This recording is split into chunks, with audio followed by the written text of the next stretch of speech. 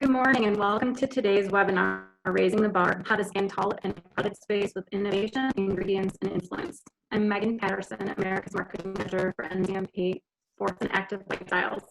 We're excited you've decided to join us in this unique webinar and live tasting session along with panel chat. Today we're joined by Lynn Dornblaser of Mintel, Rachel Marshall of Fonterra NZMP, Sports and Active Lifestyles, Starla Paulsen, well-known food industry consultant, Gideon Akande, a men's health, fitness, and contributor, as well as Golden Glove winner and trainer, and Weidner, CEO of SRW Agency, co-founder of Naturally Chicago, and a board member of Hatchery.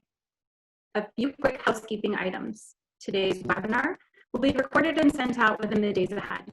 All attendees have been muted in order to minimize interruptions. However, we know you'll have questions as we move throughout the session.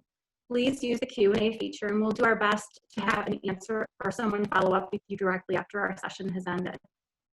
Some of you have received a sample kit for an interactive live tasting of our high protein bars made with NZMP SureProtein. For those who have not, I promise Rachel will do a great job of walking you through and guiding us from taste, flavor, texture, and mouthfeel. We won't even notice the bars missing. In addition, we'll be running a live poll throughout our tasting session. We ask that you provide feedback as poll questions pop up. Lastly, a survey will be sent at the close of our session. Please be sure to fill this out and provide feedback to us as we see valuable for future content and future webinars.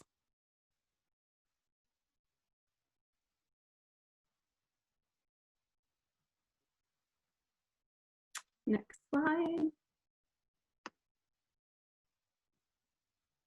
Next slide. Okay. Before we begin, a bit about Fonterra. We're a dairy cooperative comprised of 10,000 farming families who work hard to bring high-quality dairy ingredients to thousands of products distributed on a global scale. From milk to cheese, protein, to casein, and everything in between, we are ranked annually as the world's leader in global dairy and dairy solutions.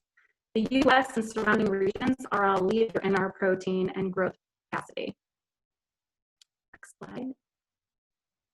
At NZMP, we're proud of our farming systems, which make the most of the mild New Zealand climates and on trend with consumers seeking to know where their food comes from and eat more naturally. We have quantified our farming systems so we can offer customers independently certified grass-fed and pasture-raised claims that can help the smallest and the largest of brands catch the consumer's eye while supporting messaging and positioning both in-line and on shelf. So without further delay, let's jump right in. Lynn, good morning. Thanks so much for being here. I'll let you introduce yourself and we'll get started. Great, thanks Megan. Well, I'm Lynn Dornblaser. I'm Director of Innovation and Insight at Mintel, and you might know Mintel. We're a global research company. So what you're going to see here is a lot of the data that we have, consumer data, product data, all kinds of data. So my job today is to talk a little bit about what we see going on in the market. So if we could go to the next slide. Well, first off, in taking a look at the number of new product introductions around the world, here's what we see. We see that the most active countries, you see there on the screen, the US market is the market that has the most number of bar introductions. When you look across all the countries that we track, the 86 countries that we track. UK comes after, and you see Germany, Australia, and Canada after that. But what's interesting here is traditionally the US market has been the primary market for bar introductions, but that's beginning to change. We're seeing much more activity from many more countries.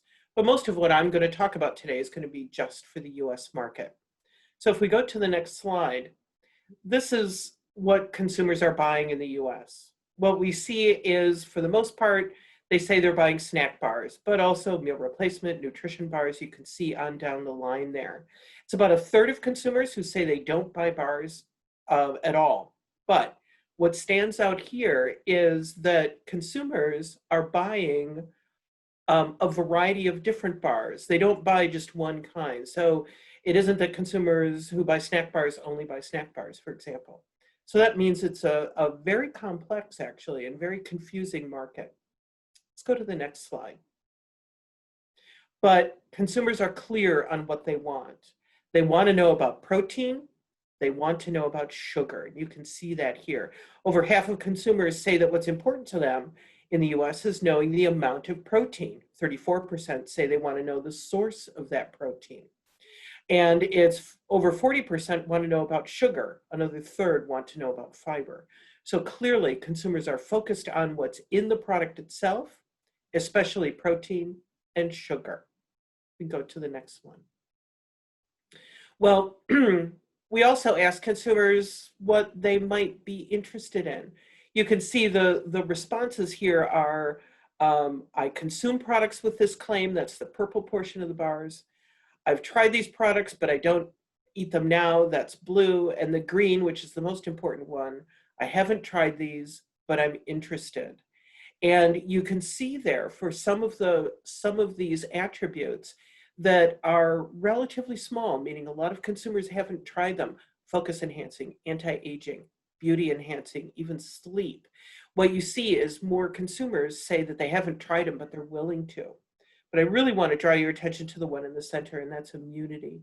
We've seen so much talk these days about immunity across all types of products. And you can see here by looking at this that sure, some consumers have consumed bars that make an immunity claim, but twice as many would like to try them. They haven't tried them, and they would like to try them. So you can go to the next slide. So digging a little bit deeper, looking just at products that contain dairy ingredients, we see a couple different things. I'm going to talk about this in a couple different ways. First off, what you see here on the screen are products that contain dairy ingredients, and usually the dairy is the protein ingredient, of course, but also these happen to be products that call it out on front of pack, as opposed to it being just in the ingredient statement. And what's interesting in taking a look at the products is that the ones that call out the dairy ingredients on pack, they tend to be performance bars or nutrition bars. So you can see that with the Quest birthday cake flavor, very popular flavor, the Gatorade for post-workout recovery, and even the Oat Mega bar, 14 grams of grass-fed whey protein, which is a great way to describe what that ingredient is and really helps evoke an image of what that could be in the consumer's minds. So if we go to the next slide. I also took a look at bars that contain dairy ingredients, but don't necessarily talk about them on front of pack. So they're in the ingredients. They don't always promote them really strongly on front of pack. And we see fascinating things going on that mirror so many things that you see in bars in general. But all three of these all have a strong health focus. And that's important because you can see by that data point, almost 60% of consumers say that they are eating more bars because there are more healthy options for them, which is terrific. So the Rise bar, only 3 ingredients: almonds, whey protein, and honey. So very simple formulation. FitJoy talks about being grain-free and no artificial ingredients and lots of protein, of course. And then the probiotic one that you see there, the cultured snacking one, made with yogurt and live and active cultures. So if we go to the next slide. So as we try to think about what might be coming up when it comes to bars in general, well, consumers are continuing to look for functional benefits, and you see some of them here: calming and relaxing, and there's that immunity again. So clearly consumers are looking for products that deliver some kind of a function. And if we go to the next slide. When we take a look at what's out there in terms of those with dairy protein, we see products that deliver on those functions. We see bars that offer immunity claims. We see others that offer a sleep aid. So that one from Belarus in the center there is about specifically for consuming before you go to bed.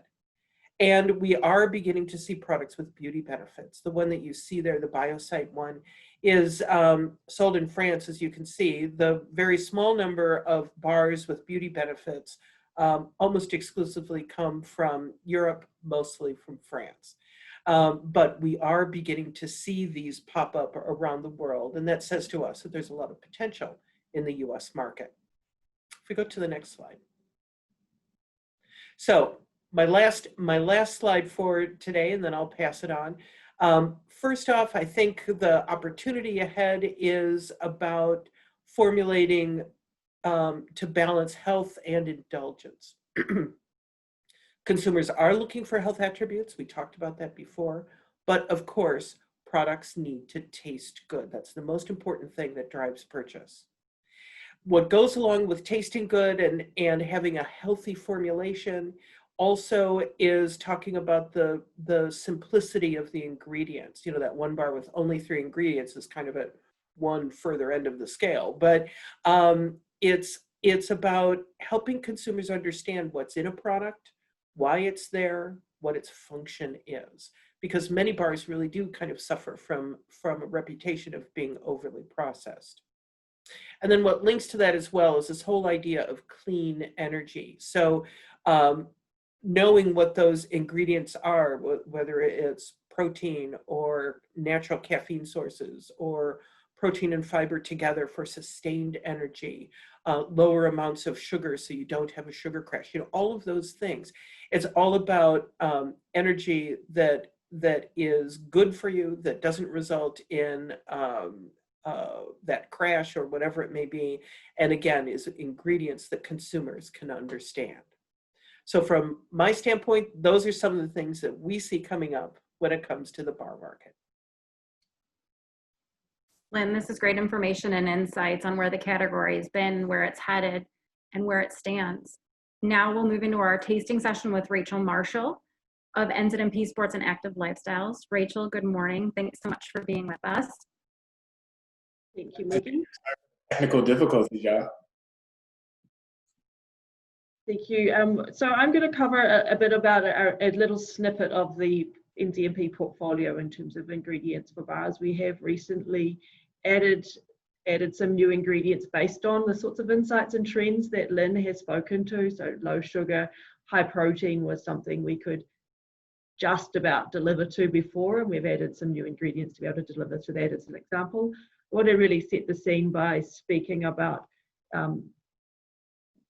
the sorts of ingredients and sorts of considerations when you are formulating bars are very complex, and there are many aspects to control. Often they are protein related, and on the slides the ideas, the aspects in bold are the things to consider that are most likely to be protein related, to ensure both processability and shelf life for your product. So ingredients are really key. Obviously protein is very popular, as Lynn highlighted. The type and level of the protein is really important, and also thinking about how much carbohydrate, especially sugar, do you want to put in there, and different proteins are going to carry, especially dairy proteins, going to carry different amounts of sugar. So choosing that to manage what your nutritional panel is intended to be. And then in terms of shelf life, is really important. I'm sure most of you have probably picked up a bar on the store shelf and been close to shelf life, hopefully, but maybe not even, and it's changed a lot. It's not a particularly pleasant eating experience. Got very hard, and the flavors and the textures can change, and sometimes the colors changing over time. And colors are challenging ones. It's fine in a chocolate or caramel bar when your bar goes brown, but it's not so good in a vanilla or lemon flavored bar if suddenly it looks like a chocolate product. So it's really important to be thinking about that and how you're formulating in the shelf life, very much about what is the bar like today, but also how is it going to be over the long term. And we've spent a lot of time characterizing our ingredients to understand how they firm up or don't. And we're only launching ones that aren't significantly changing over time. Flavor is really important. You know, what overall flavor are you after? Is it pleasant? Do you need to mask certain flavors, and what is causing those flavors? And that can be protein related. Generally, dairy ingredients in our range are pretty clean tasting, so you don't have so much of a struggle there, but certainly with the trend to more plant-based protein, that becomes much more of a challenge, how you mask the beanie vegetable notes. And then finally, texture and mouthfeel. Highly important. If your product doesn't taste good and your texture is off, consumers might buy it once, but the chances are they're not going to go back. They are spoilt for choice in terms of how many products are in the market. So you need to really think about, what are you trying to deliver and what do consumers want? Is the bar too hard, or is it, on the other hand, is it too soft? If it's too soft, you might not be able to process it and get it through your line. If it's too hard, you might get into trouble for damaging people's teeth, and it's just not a good eating experience. is it too dry, or is it actually a bit kind of moist and slimy? Some of the super soft bars out there are really appealing to some consumers, and other consumers I've given them to, they've said, oh, that's kind of squeezes me out, made me queasy, was the kind of comment from a bar that's extremely soft and indulgent. Then are the ingredients coming together in a smooth way, or is it grainy and gritty? Is it too crumbly, or is it too chewy? And chewiness is often a struggle we see with bars where they're quite a commitment to eat. You can't just down them in a hurry because you've got to keep chewing to break them up to be able to swallow them, and then you're left picking them out of your teeth. So how do we counter some of those things?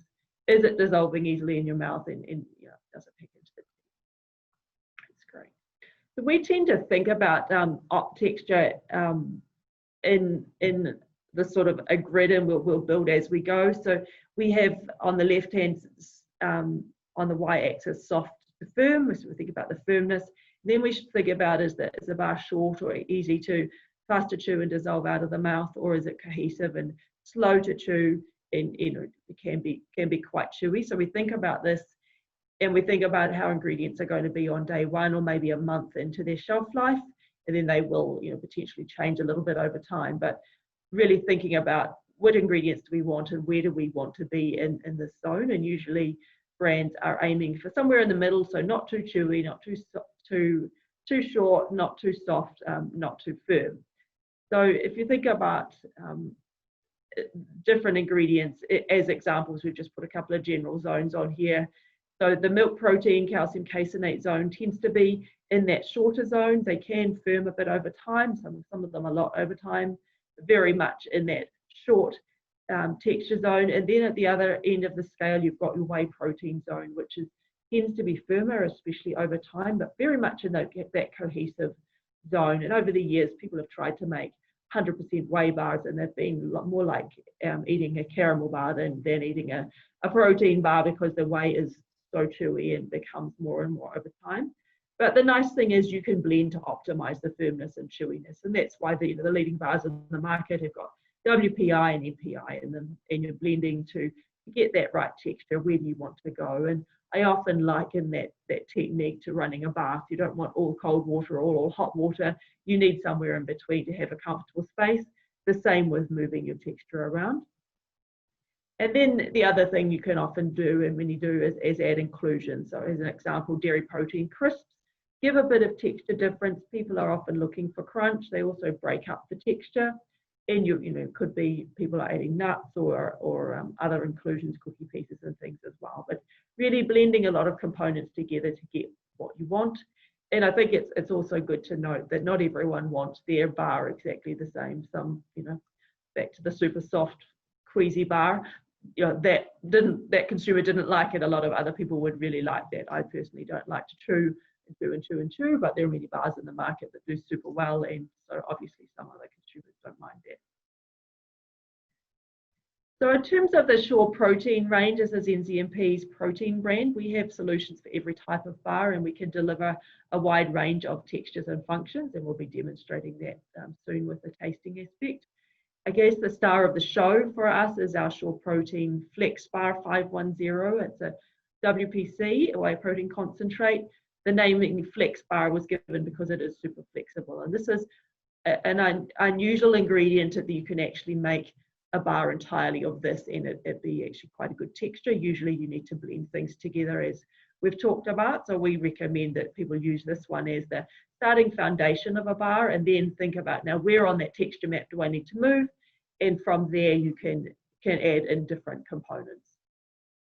So you need to think then about, what do I want to do? Is the bar too chewy? I need to add some shortening ingredients, and we have a whole range of these. We will be looking at our new launch of a short bar 825 lactalbumin, which is a whey isolate, and then the short bar MPC 4857 today in our bars, just to have a look at how they perform to really move the texture around. But those ones, for all of that range, are really good options to shorten the texture, just reduce that chewiness. If you want crispiness or crunch, we can use our SureProtein Crisp Bar 600 dairy protein crisps. If the bar is a little bit too firm, then you can start playing with other ingredients. Another new launch ingredient is our SureProtein Soft Bar 1000 milk protein. The milk protein isolate works really well in dough bars. It's super soft, in fact, too soft to make a bar entirely on its own, but can really help to move your texture down into the softer zone if that's what you're seeking. And then aeration is sometimes what you're looking for, and Lynn alluded to the texture and the desire for more indulgent textures. Aeration's really key in candy bars and the nougaty. You think about a Three Musketeers, for example, as a nice whipped bar. The aeration is really key. Usually you're using egg protein there, but we've got a whey protein concentrate that does that really beautifully. You don't have to bring that egg allergen in there. And then sometimes you actually need to build some texture and some structure into your bar.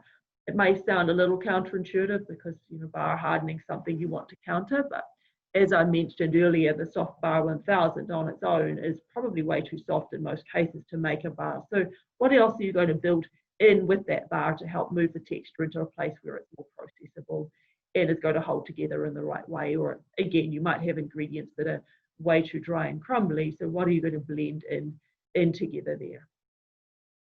And all the ones in yellow there are the ones we're going to experience in our tasting next. So we are going to move on to the tasting. So those of you who have your samples, get them ready and get them out. We'll taste them in order and step through each one. There will be a poll coming up for each bar, so we'd just love to get your feedback on what you're thinking of those ingredients and what you think of the bars. The first two are reasonably similar compositions. They're both high protein, relatively low sugar. The whey bar has a little bit more sugar than the other, but they're really good examples of how you can move the texture in quite different directions by using a different ingredient. So if you'd like to start by opening and having a bite or two of the all whey dough bar. This one is 32% protein, 19 grams of protein in a 60-gram bar, so about on par with a lot of the bars in the market. The really unique feature of this bar is the fact that it is all whey and it's not super chewy. So we've blended the Flex Bar 510 in with the short bar 825 lactalbumin and help to really temper the bath water, let's say, and move it quite significantly. And this texture will be quite stable over time. So if you could just take a moment to fill out the poll for us, whether you like it, whether you don't, and if you could just rank in terms of the texture, how firm or you know, your preference for the firmness and your view of the crumbliness to chewy range as well, that would be really awesome. So the next bar is our low sugar, high protein dough bar. Again, 19 grams of protein, in this case 2 grams of sugar per 60-gram bar. We've used 3 ingredients in this case. Again, we've used our star of the show, Flex Bar 510 WPC as the base. And then we've moved the texture to be a lot softer by using the Soft Bar 1000 milk protein. And that really helps to move the texture around from where you were before, slightly more cohesive in my view, versus the first bar, but also a lot softer. And then we've added the texture interest of some crisps in there as well. So it's a really, you know, nice clean option for you. Obviously, all of these ingredients coming from our New Zealand range, we can make the grass-fed pasture-grazed claims and the like, if that's something you would like to do as well. So if you could fill out the poll on that one. And then we're going to move on to a couple of more, I guess, mainstream everyday type formats. The first one is our nougat bar. So this is a protein bar with the aeration. So we've aerated using our WPC 392. And then we've boosted the protein using, again, this super stable, flexible WPC 510 Flex Bar. But then compared to a Three Musketeers, you've got protein in there. So it's not as quick to dissolve out of your mouth, but it is, the aeration's given it a lot of a lighter, fluffier texture. However, what we found was a lot of people found it still a little bit too chewy. So we used the short bar 4857 in this formulation to counter some of that chewiness. So that gives you a great example of how we can use our ingredients to deliver a more indulgent texture with a little bit lower in protein, but still a really, really good boost of protein with 12 grams per 50 gram bar. And we're just asking for the overall liking on that one. And then the final bar in your tasting kit will be our granola protein bar with 10 grams of protein per 50 gram bar, so 20% protein. In this case, we've used our crisps as part of the components. It's pretty common for granola and muesli bars to have crisps of some form, or usually the rice crisps. So we've put some protein in those. And then we've used the Flex Bar 510 again to really boost that protein. And I've seen this one in the nougat bar for well over 18 months of age, and they're still very good to eat. And I've even been bold enough to take them to customers, and they've been quite amazed that any bar is decent at 18 months of age. So these can be really good and stable, and they help to play into that mainstreaming of protein, where people are moving from the less nutritious sort of snack bar that might be a bit higher in sugar and high in carbs to something that's moving you along the scale towards being more permissible. Thank you. So in summary, hopefully that has really demonstrated to you that we do have a really great range of ingredients that can deliver to a number of textures. This is just a snapshot. As we saw in the decision tree earlier, there are a number of other ingredients to consider as well. So very happy to talk you through those at a later time. Final aspect I just want to touch about are our well-being bar solutions. And again, this is a trend that Lynn also highlighted independently of us playing in the space around immunity, obviously right now, but also gut health, and just people are looking for those functional benefits. So we're looking to how can we add health benefits beyond protein content with our range. The first option we have are using probiotics. Probiotics, by definition, are live microorganisms, which when administered in adequate amounts confer a health benefit on the host. And live's a really key factor here, both keeping the probiotics alive through processing and across the shelf life to deliver health benefits. If you're not delivering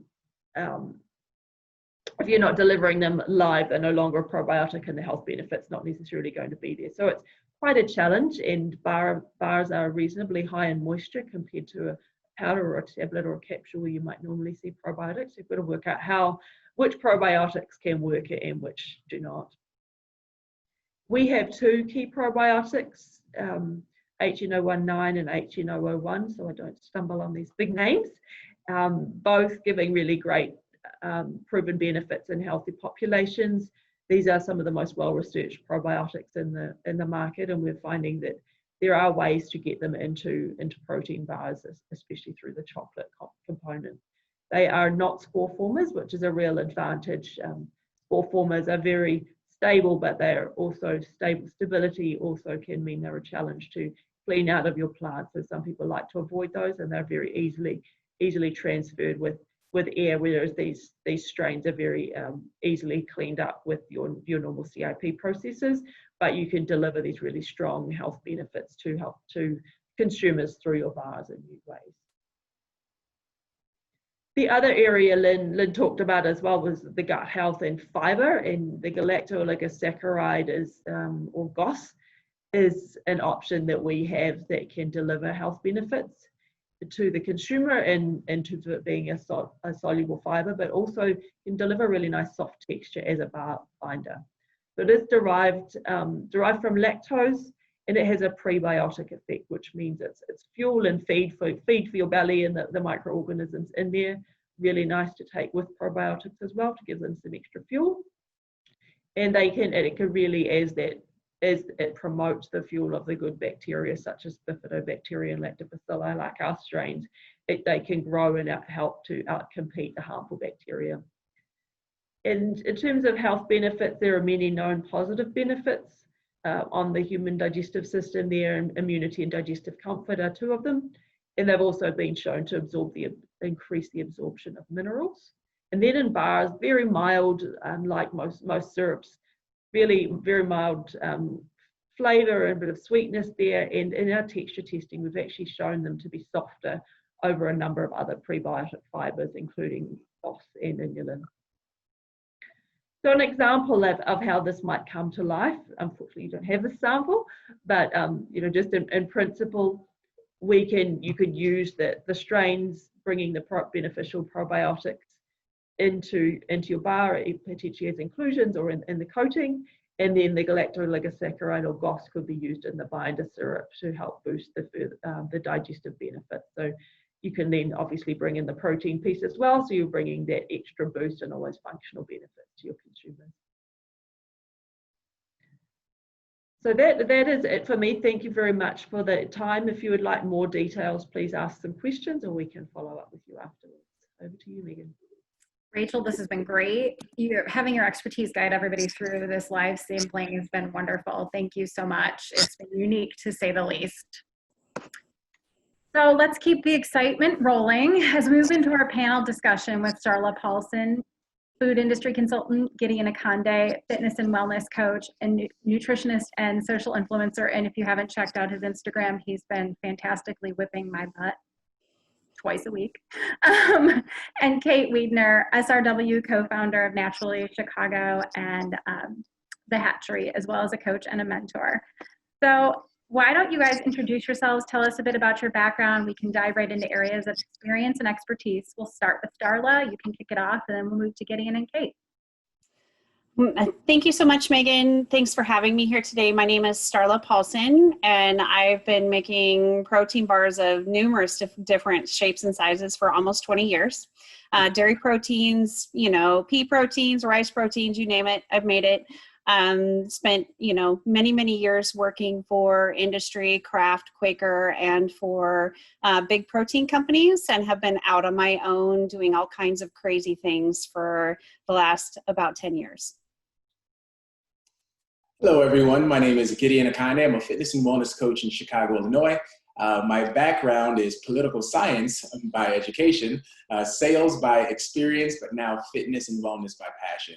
In Chicago, I teach classes for Shadowbox, which is an indoor boxing studio in the River North area. I also do one-on-one personal training, as well as an iFit trainer for Nordic Track. So if you happen to purchase a treadmill, a row machine, an incline trainer, things of that nature, I'll be one of the coaches that come on those devices for you. And as Megan pointed out, I also host workouts and fitness inspiration on my social media account and try to reach people that way as well, too. Hi all, I'm Kate Weidner. Like Gideon, I have a degree in political science, so bet you didn't know you were going to learn so much about marketing bars from a couple of people with degrees in political science. I am the co-founder and CEO of the agency SRW, which has headquarters in Chicago and Denver. We work with natural wellness and better for you brands to leverage primarily digital media to drive awareness that fuels sales. We have worked with a lot of bars in the better for you space. Many of our partners have actually launched bars throughout our time working with them. So we have managed bar marketing from soup to nuts as far as the overall initial creation of the bars, and then eventually getting them into shelf, iterating what the different versions of the packaging and everything look like, and then driving sales for those bars as well. So that's generally our background. And then also, as Megan mentioned, I'm also a board member at Naturally Chicago and also a coach and mentor at the Hatchery. So work with a lot of entrepreneurs and startups specifically in this space. Great. Thank you all for being here. We're super excited to have you. I guess we'll lead off with Starla. As an industry consultant with a long career in this space, I'm sure you have tons of stories and plenty to share and lots of insights, as do the rest of our panel guests. From the craziest parts that you've ever been asked, from flavor to texture to fat and calories, why don't you share just a little tidbit, and hopefully that'll get everybody rolling. Oh, I've had some crazy requests over the years, especially as trends have changed. Probably some of my favorites are, I want to make a super high protein bar, but I don't want any fat and I don't want any syrup in it. And I'm like, oh, perfect. How about a cup of powder? That'd be great. That's the perfect bar for you. So, and then can you just use mashed up pumpkin? I use that in my cookies. That should work in your bar, right? So a lot of people just don't understand like the actual chemistry that goes into it. They look super simple, but there are a few crazy things that have to happen. I do have to say, probably my favorite thing that I've ever done, though, was early in my career, laying on top of a cooling tunnel, dumping peanuts pieces onto the top of a bar for a consumer panel that was going, because we didn't have the equipment installed yet. So I got nominated to be the, the peanut distributor laying on top of the cooling tunnel. So shh, don't tell anybody. Gideon is an athlete. What is the most important aspect to when you choose an on-the-go nutritional bar? Do you tend to look for different textures and flavors, similar to what Starla was just saying? I mean, I'm sure as an athlete, there's lots of crazy combinations you've tried, but when it comes to on-the-go training every day, what is it that you prefer, and what is it that you might lean on, say, a food consultant or a bar formulator to look for? Yep. That's a great question. And I have to answer that from two approaches. So as a former athlete, I played football in college. I also competed in Chicago Golden Gloves for a number of years. And as an athlete, it's all about performance, and it's all about me getting to where I want to be. Where I want to be from a nutritional standpoint, which of course is going to translate to my physical activity. So with that being said, it can taste like dirt, but if it's going to get me to my end goal, as an athlete, I'm willing to go by all means necessary. Now, I have to switch my hat and put on the trainer hat and think of the people that I work with on a day-to-day basis. And as they are going to work and traveling and managing their families, they also want something that's going to taste good. Something that's going to fit the bill in terms of the protein content, low in fat, low in sugar, low in calories, etc. Provide all of the needs that they need from a nutritional standpoint, but it has to taste good. They want it to taste like a candy bar. So depending on who you're marketing to, the professional athlete who's willing to do anything and everything to get to their goals versus someone who wants to incorporate something into their lifestyle and into their nutritional habits, but have it taste great, you have to be very, very mindful for. So now that I'm no longer competing, it better taste like the most delicious candy bar I've ever had in my life, but provide all the nutritional value that I need on my day-to-day basis. But also have it be compact, something I can throw into my gym bag, not have it melt immediately, have it maintain its structure, taste good, and also be able to chew and digest quickly as I'm running from one appointment to the other without having residue in my teeth throughout the day. That's great insight. And Kate, you've seen a lot of bars come to life throughout your career, and quite a few you've put to market. Can you tell us a bit about the brand journey from packaging to messaging architecture? Because we've now seen from formulation to athlete influencer and nutritionist, but when we get to the shelf, what do we do next? Yeah, absolutely. And I think just like you have to think about your audience when you're thinking about your formulation, it's the exact same thing with your marketing. Audience is the bedrock of everything that we do and every product that we create. We're always thinking about who did we make this product for, because that's going to tell us completely what our journey is going to look like for how we're going to put it to market. After that, we really consider what space is open in the market. So with bars specifically, as you all well know, it's incredibly crowded. And so it's really, really important, specifically in this category, to pinpoint what your point of differentiation is going to be and how you are going to stand out to that audience specifically. And then I think the other most important thing to remember is that it's an iterative process. So what you start out with your logo looking like, with your brand name, with your packaging, is very likely not going to be what your finished product looks like. I think specifically, in the bar category, a lot of people look to RX Bar as this kind of beacon of brilliant marketing, and they are, and it's so amazing what they've done. But the first package didn't look like that. Didn't have the ingredients necessarily right on the front and look exactly like it does today. So understanding that you're going to put things out into the market and you're going to get feedback from consumers, and you're going to learn what's working, what's not. You're going to hear from your retail partners what people are saying. Being able to be open to that, and the idea that what you want to get out there in the market is a good idea of what your product should look like, but that you're going to get feedback and continually be able to refine how you present that product to the marketplace. That's great, and a great lead into another question for Starla. What ingredients have you found most challenging and most successful to work with? Are there any that you choose to stay away from, which I'll have all three of you answer that question, because I think Gideon would probably have some great insights, and Kate, even from a market perspective and messaging architecture structure, you'll probably have a few that you've stories to share. Well, I've watched ingredients change over the years. As they introduce things, then they evolve and change. when stevia first came into the market, I remember the very first version and I avoided it like the plague because it was so bad. Super bitter, just horrible off flavors, and it would burn your taste buds out right away. But it's evolved and it's actually quite easy to use now. There's a lot of great versions, but man, those early versions were really difficult to work with. And then I always say it's my nemesis, is because no matter how clean or how many revisions they make it, pea protein still tastes like a pea. No matter what you do to it, it's still pea. It still tastes like pea. So, and if you put strawberry flavor on top of pea flavor, it's a strawberry flavored pea. It's not very good. And then you coat it in chocolate, then it's a chocolate coated pea. So that's probably one that I've worked with it and I do a lot of great things with it, but it's not my favorite. Gideon, thoughts? Yes. So to answer that same question, once upon a time, I used to be very, very into the nutritional labels and reading everything, researching everything, because it was a different point in my life. Again, as a competitive athlete, I really wanted to have that leg up from a nutritional standpoint and have it translate to the field or to the ring. But now it's still important to me, and I feel like the average consumer, as evidenced by the clients that I work with and people who take my group fitness classes, they're more aware, right? All of this information is out there on the web. They can research it. Some of it is fact-based, science-based. Some of it is hearsay, and some of it is just marketing. But they're still smart enough to kind of do their research and figure out what's important to them.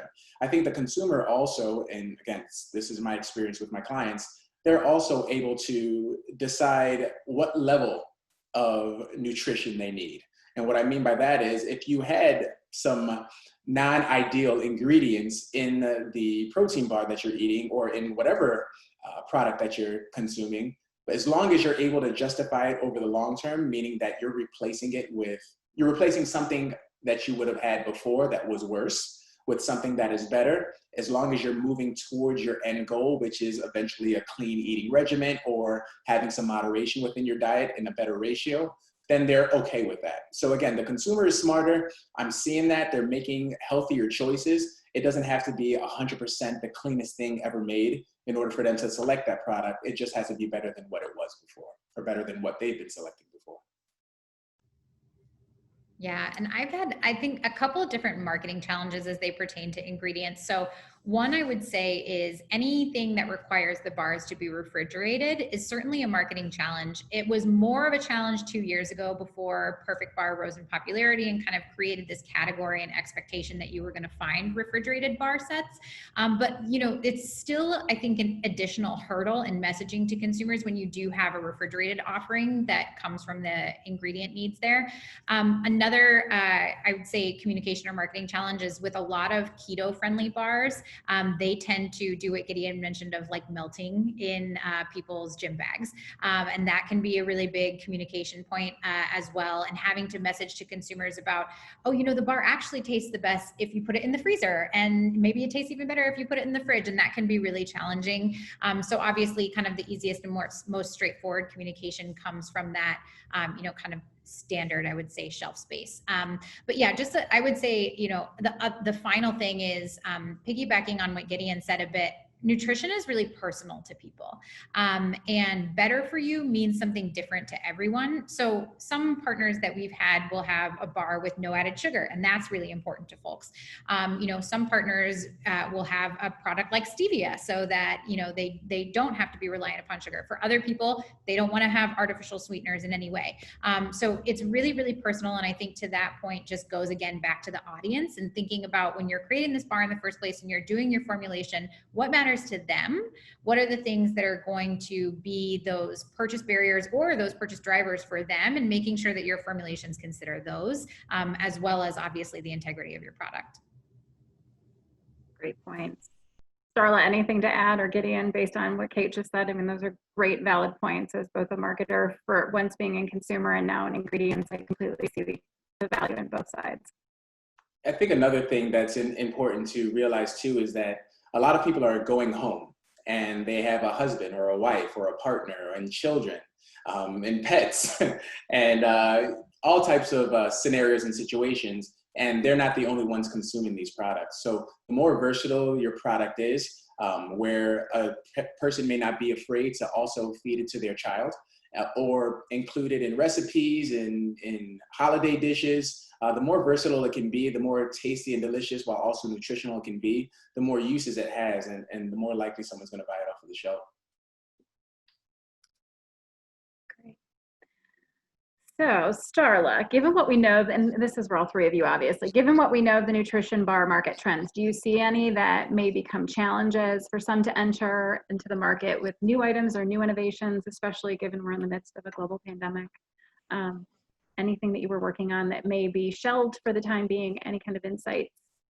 I think the number one thing that I've run into, fortunately, people are always going to eat. So my work hasn't really slowed down too much, because it takes a lot of work. We spend a lot of time behind the scenes doing, iteration after iteration, formula after formula to get the perfect flavor, the perfect texture. And, we have to do shelf life testing and all of that. So it takes a long time to actually get something. But what I'm really noticing from a lot of my clients is that instead of putting these huge dollars behind these big innovation jumps into the industry, like revolutionizing the industry or something like that, they're doing a more entrepreneurial approach and just dipping in, introducing something and pulling it back out, and doing some seasonal flavors, doing some seasonal things.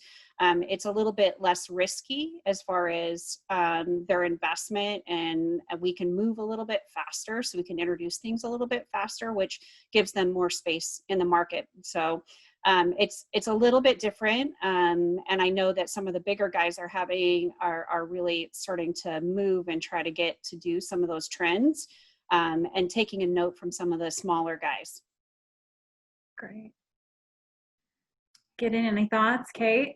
Yeah, when it comes to the social media landscape, there are a number of influencers that are out there, and they cover the gamut from food and nutrition to fitness to lifestyle to gaming. I mean, you name it, there is a wide variety out there.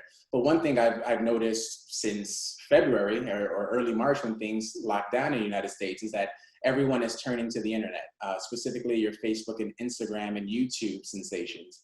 And they don't even have to be sensational. They can be just somebody who's that you follow, and you're now seeing what they put out there, and you're now watching it closely. Because you don't have the opportunity to walk outside and browse through the supermarket anymore, you're now looking to social media influencers in terms of what they're doing, what they recommend, and how that can help you with whatever your fitness goal is, nutritional goal, or just your daily lifestyle habits. So one thing that I see that good influencers and worthy influencers, meaning those who actually vet out their products and are not just doing it to collect a check, but actually care about what they're promoting, is that the easier you can make it for them to promote, the more willing and authentic they will do it.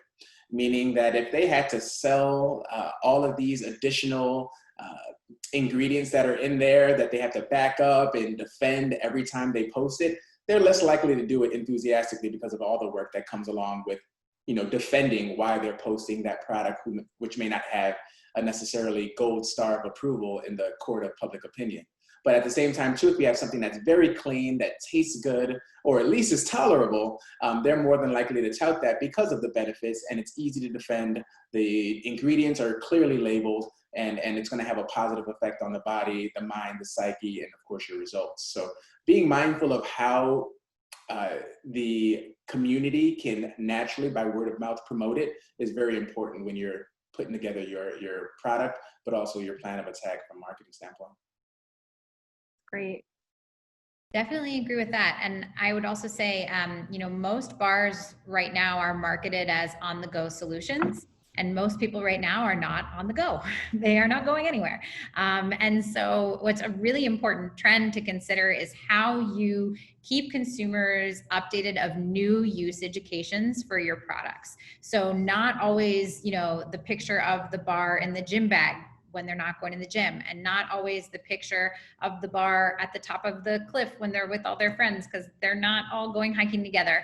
And just thinking more about how you're communicating to people about how your bars fit into their everyday lives. At-home workouts and at-home exercises, as everyone, especially Gideon knows, are completely exploding. And so making sure that people understand that you can still have that same experience as part of your at-home experience. Making bars part of your, new slower breakfast routine. I think a trend overall right now throughout the country is slowing down, savoring moments together, being home more. And that's at odds with how most bars are presenting themselves. So making sure that everyone is reassessing how they are communicating usage occasions and how they are able to be there for people in this new world and new reality is really important. Great advice. I guess that leads me into a question for Gideon. When it comes to partnerships that you're looking at, what are the benefits and the claims that you feel are a best fit for your training and development and everyday use? And then I'll throw something back to Starla that sort of piggybacks on that. Okay, and I want to clarify that question. What are the benefits I'm sorry, one more time, please? The benefits and claims you feel are best for a brand partnership when you're looking at a brand partnership for training and everyday use. When you look to a brand, for example, an RX bar, what is it that you look for from a claims and substantiability company stance? What are the things that you really look to stand behind when you're looking at a partnership opportunity? Yeah, absolutely. Great question. Personally, I'm looking for long-term opportunities because I think that there's so much to tell in a story. And the story is not going to be formulated over one post or two posts. This is something that should be a long-term partnership where you can develop and start to put together a story in terms of how you use it, the way you benefit from it, and how that can translate to the people that follow you. And then also having the chance for that brand to know who I am. Rarely, if ever, I may have done it once or twice where I promote a product without actually having the chance to try it, have conversation about it, give feedback on it, and talk about where the direction of that product is actually going. So right now, it's very important to me as someone who has credibility, looking to maintain that credibility and also increase it, to really understand what the story is behind it and why is this important to my followers and my end user. I'm the father of the followership, and it's up to me to protect them just like a father would protect the children, right? It's a weird way to think about it, but because you do care about these people do support you in your business, they attend your classes, they provide for you in many ways, and it's so important that you also look out for them in that way. So having those relationships, which are so important, and also understanding the culture. How transparent is the company? How transparent is the product? How has a product evolved from when it first started is so important to me because it actually shows me the intent behind what the company's standpoint is, and of course the intent for that product specifically. And then of course where they're going. Is it grass-fed? Is it pasture-raised? Is it paleo? Is it gluten-free? Low in sugar, high in protein? Like all of those things are so important, and seeing the evolution of it really shows you the evolution of it to come. That's great. So then that leads me back to Starla. How do you recommend a company stand out amongst competitors when formulating, especially now that most people are moving to people like Gideon, who are not only fitness and wellness coaches and motivators, but they're also influencers who have that grab attention to the consumer space? One of the things that I always recommend is stick to your mission, right? So if you're designing a product, you can't be wishy-washy. If you want a specific protein, if you want a specific level of sugar, stick to that. You can't be wishy-washy across the board. It has to be part of your story. It might make my job harder, but if there isn't something that we're shooting for, that you're passionate about, that you're trying to deliver, then someone like Gideon doesn't have anything to talk about, and he doesn't have anything to believe. That's the other thing too, is it needs to be real. So there can't be any wavering on, oh, well, I wanted 20 grams of protein, but 17 will do. That doesn't work. That makes, people doubt what you're actually delivering on whether or not it's real. So for me, it's all about, it has to be real, and you have to believe it, and you have to be passionate about it. So Kate, that leads me into a question for you. What should brands large and small look at and anticipate when they're looking to not only build a partnership, but create this element of differentiation on shelf? Yeah, for sure. I mean, I think looking at audience and white space are the most important things. So just taking a look at first who you're making this bar for, then based on who you know you're targeting, what are they missing and how can you fill that space? And then I think when it comes to forming partnerships, you know, with influencers, with agencies, it's the same as what Starla just said, really built upon authenticity. I love what Gideon said about not promoting products when you haven't tried them. That's what we recommend to all of our partners. Make sure that you've always sent out product and that it feels like it makes sense, and that, you know, the person that you're going to be engaging and starting a partnership with actually really likes what you're putting out there, and feels like they can be authentic in being that partner for you. And, you know, make sure that you're looking as well at what else they're promoting, what else they're putting out there, and that feels like it's all in line with the lifestyle that you're trying to be part of as well. Great insights. So we'll just do one more and then we'll move to Q&A because we have quite a few great questions I want to make sure we get to. Thank you all for being here. Just really quick, if you were to create, each of you, your perfect bar from flavor to texture, nutritional profile, benefit, protein, what would it be and why? So for me, it would have to pass my 13-year-old super taster. So, you know, I have that. She's been tasting bars and all kinds of products that I've been working with since she was 2 years old. And she is not afraid to tell me or anyone that I work with that is not our best work. So it's got to have amazing flavor. It's got to be real and actually deliver what it says. But for her, it's all about the flavor and a good texture. So if it can pass her, then it's going to be a winner. Great. Gideon? Oh man, this is $1 million question right here. I don't know if I should answer. It has to taste like cookies and cream. I should be able to be finished chewing in 8 chews. It cannot have a longer than 30-second aftertaste. It has to sit well in my stomach. I don't want to regret having it. It has to travel well while also only needing 1 bar, meaning that I shouldn't be starving after that single bar and needing another. That would be my perfect bar right there. Starla, we're gonna have to talk later. Kate? That was very specific. I like that very much. It was inspiring for me to think about. So I also have my flavor. I know mint chocolate has to be mint chocolate, 100%. I am a mom of 2 kids under 6, and I'm also a business owner. So I actually eat bars kind of a lot. And I always look for a bar that has a mint chocolate flavor, that is high protein and low sugar, and that will keep me full to the next meal. And that I think ultimately that same thing of like, I don't want to regret eating it. It's even more than that. I want to feel better because I ate it, right? Like I want to have a sense of like lightness and energy, you know, kind of like when you have just like a great smoothie that makes you feel like you're just going to feel really great. So there are a couple bars on the market like that, but I could always use more. Awesome. Thank you. Well, I hope all of our panelists and guests are available to chat because we have a few questions that we'll get to right now, and then we're almost done. What are the panel's views on using polyols and collagen in nutritional protein bars? For those of you who can answer that. Rachel, I'll probably lead into you. Oh, I would actually maybe pass that one to Starla in a second. It's certainly a challenge around the low sugar. It's become quite a challenge because people move to maltitol and polyols to replace sugar as a binder.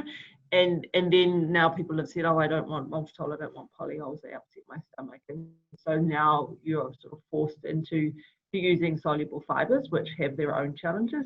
Some of them are more rampantly digested, let's say, and fermented in the gut by your microbiome than others. So that again can have another digestive upset effect. So it can be quite challenging. In terms of collagen, collagen's wonderful for softening bars. It's a fantastic ingredient. Got a lot of benefits which are being advertised. The challenge that we have with it over something like dairy is it's not nearly as high in the amino acid leucine. So someone like Gideon, probably in his consumers that he's training, if they're looking to rebuild their muscle, then branched chain amino acids are pretty low in that ingredient. So there's pros and cons of that, and I probably hand over to Starla to further comment. Well, I've been through a lot of trends. I've been through the, oh my goodness, these polyols are the best thing ever. Let's create all these sugar-free bars. Wait a minute, they're going to destroy my stomach. I can't go anywhere in public. We've done everything from cram them full of maltitol, sorbitol, glycerin, all of that, you know, and we mix in some corn syrups, but very little corn syrups are used these days. And then you mix in all the soluble fibers. So it's a trend. It depends on what your stance is and what your market is for your bars. If I can get my protein to last and I can make my flavor last by using like a glycerin or a maltitol, then because they're the hardest on the proteins, they're the hardest on the other ingredients. It's a good test, but those are really difficult ingredients for marketers to use just because they are not the friendliest anymore and they are really hard on your stomach. I have to laugh at watching this trend of putting collagen back into bars and everybody thinking it's the greatest ingredient ever. I spent 10 years pulling it out of every single protein bar on the market because it's not nutritive. So it doesn't have branched chain amino acids. So now I get phone calls wanting people to formulate collagen bars. So it makes me laugh. I'm like, yeah, I can do that. Yeah, I took it all out. I can put it all back in. So it's just funny to me to watch the trends come and go. I do like some of the trends that have come and the forms that are coming, like collagen forms that are out now are much cleaner than they used to be, but it's the same. A lot of times I just pull out my old lab book and then we just, find new flavors and new things and redo them. Okay. We might have time for one more. So this might be for Rachel, Starla, everybody. Some of the biggest brands in the category, from Cliff to Kind, do not lead with protein claims. How should we think about that?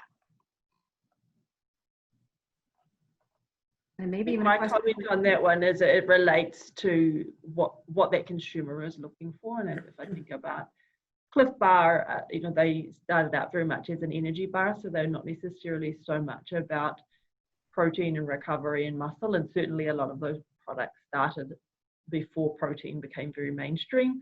So they're looking for the energy, they're looking for the complex carbohydrates and the like to give them the energy while they're hiking and up the mountain with their friends type imagery that Kate spoke about.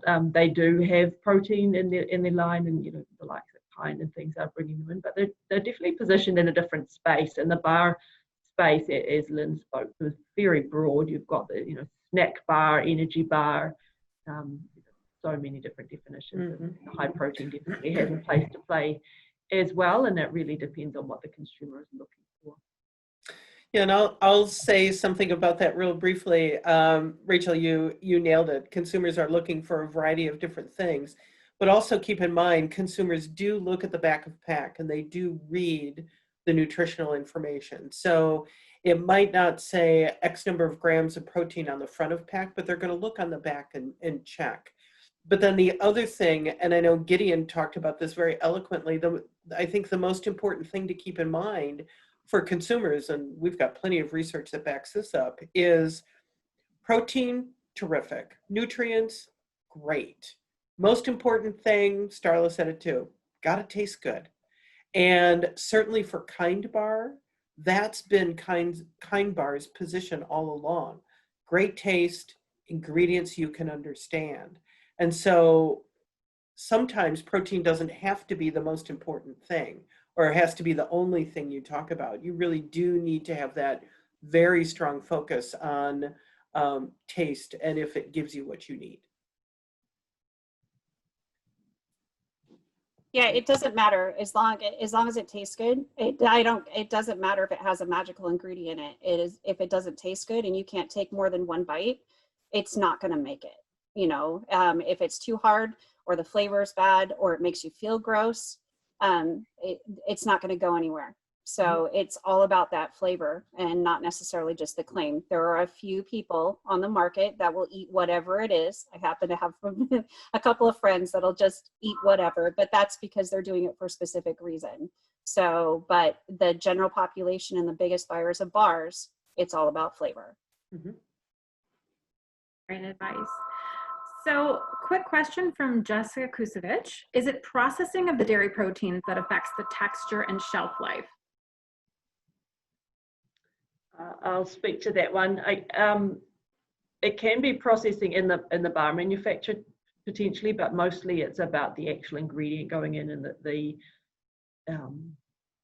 what has been done by the manufacturer. We've got a lot of IP and a lot of expertise around how to process proteins so they do different things. And the example of the Flex Bar 510 WPC that we spoke about and you experienced, that ingredient has a lot of science going into how we manufacture and a lot of processing expertise, not to make it unnatural in any way, but it's about manipulating our process to deliver an ingredient that's less reactive in a bar, which is what gives it its less chewy characteristics compared to a regular whey protein, and also its soft, stable texture over time. So it's really important when you're looking at different ingredients to understand that not all ingredients are going to be the same. So a whey protein concentrate from us, and we have a range of them, and there's a couple of them that would behave quite differently. We spoke to 392 and 510, very different spots on the texture map if we use them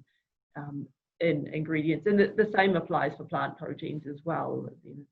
There's a lot of different textures that can be delivered by a number of different proteins. So it's really up to the processor and the brand, the manufacturer of those ingredients to help you understand how they work in your bar system.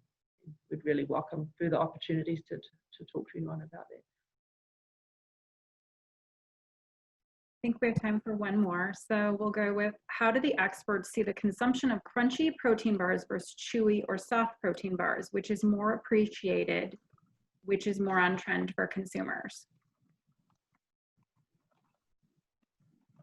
From what I've been seeing, it's, I think you would lean towards the crunchy. I think people enjoy that crunch. They feel like the bar has to be chewable, right? So it has to have some softness to it, and the crunch is the opposite side of that spectrum to kind of make it a complete flavor profile, if you will, and also texture profile. But if it's too soft, then you're automatically associated with a candy bar, and you associate it with something that is not as nutritional for you. So that's what I've been seeing from the bars that I gravitate towards and bars that I see other fitness professionals gravitate towards. But one thing that kind of ties into a question that was asked 2 questions ago, in terms of marketing, in terms of getting it out to the people that you're most interested in, what you should be leading with. Do you lead with protein? Do you lead with something else? To the points that were made earlier, it's so important to meet your consumer where they are. Now, if I was at a gym full of weightlifters, so important for that protein to be highlighted front and center. And then yes, absolutely, they're gonna flip onto the back and see what else it makes up the content of that product. If I'm marketing towards families, well, maybe I'm gonna lead with it tastes great. And then they'll flip it over and make sure that everything else falls in line with it too. So if I wanted to go out to nurses or go out to schools or go out to general fitness enthusiasts versus athletes, so important to kind of lead with that information and then take it from there. Kate, any insights to offer? We're almost there. Yeah, I think one of my favorite things is just watching how consumers customize it for themselves based on whether or not they keep the bar refrigerated, frozen, or in the cabinet. So, you know, I see that as a big trend with the chewy bars, so that some people like to have a bar that starts out chewy, but then they customize it for themselves and change the texture to be more crunchy by putting it in the freezer as well. So I think that, you know, both are interesting ways to go. And I'll just say it again, the most important thing is even just that it tastes great. So whichever one is going to help your product taste the best is, I think, the best way to go. That sounds great. Well, we're at 12:09. I want to close everything out by thanking our guests, Lynn, Gideon, Starla, Kate, Rachel. You've been wonderful. On behalf of Fonterra and NZMP, our Sports and Active Lifestyles team, I'd like to thank our speakers as well as their expertise and time, which we hope you found valuable. Thank all of our attendees. Lots of great questions came in. I know we didn't get to all of them, so someone will follow up with you direct.